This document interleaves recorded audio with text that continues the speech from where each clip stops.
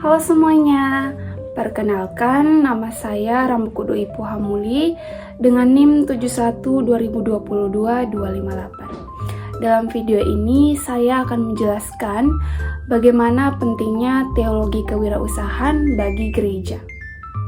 Kalau kita mendengar kata kewirausahaan, mungkin yang langsung terbayang dalam pikiran kita adalah bisnis, keuntungan, atau dunia usaha. Tapi, bagaimana jika kewirausahaan kita lihat dari sudut pandang iman atau teologi? Disinilah kita mulai menyadari bahwa kewirausahaan tidak hanya berbicara tentang uang atau pasar, melainkan juga berbicara tentang makna, tanggung jawab, dan juga panggilan hidup. Ketika iman dan usaha dipertemukan, lahirlah apa yang kita sebut sebagai teologi kewirausahaan, yaitu sebuah cara pandang yang melihat aktivitas ekonomi sebagai bagian dari karya Allah dalam dunia.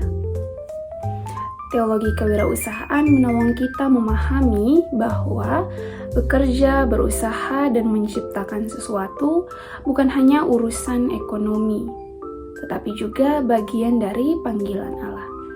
Sejak awal dalam Kejadian 1 ayat 28, Tuhan memberi mandat kepada manusia untuk mengusahakan dan memelihara bumi. Itu berarti bahwa manusia dipanggil untuk aktif, kreatif, dan bertanggung jawab. Jadi, bekerja dan membangun usaha bukan hal yang kurang rohani, tetapi justru itu bagian dari ketaatan kepada Tuhan. Oleh karena itu, mengapa teologi kewirausahaan ini sangat penting bagi gereja? Karena gereja hidup di tengah realitas.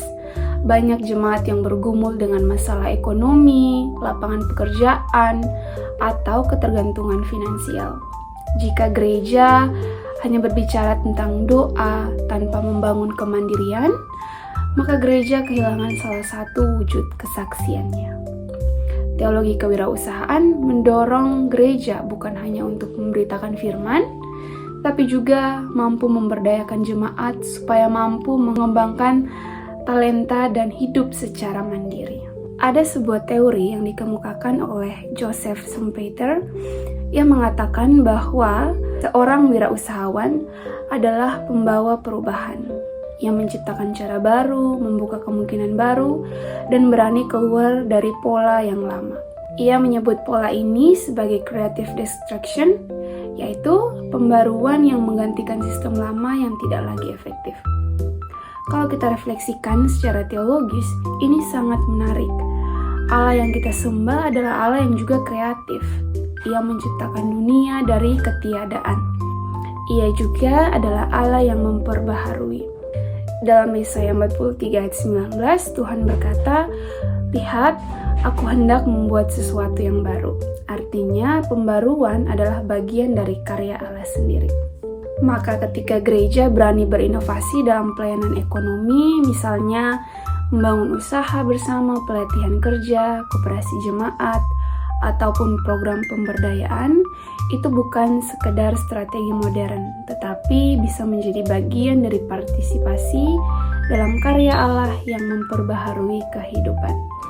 Oleh karena itu, teologi kewirausahaan sangat penting bagi gereja, karena ini menghubungkan iman dengan tindakan nyata. Gereja dipanggil bukan hanya untuk berdoa memohon berkat, tetapi juga mengelola berkat itu dengan kreatif dan bertanggung jawab. Dengan demikian, gereja tidak hanya kuat secara rohani, tetapi juga berdampak secara sosial dan ekonomi. Terima kasih, Tuhan Yesus memberkati.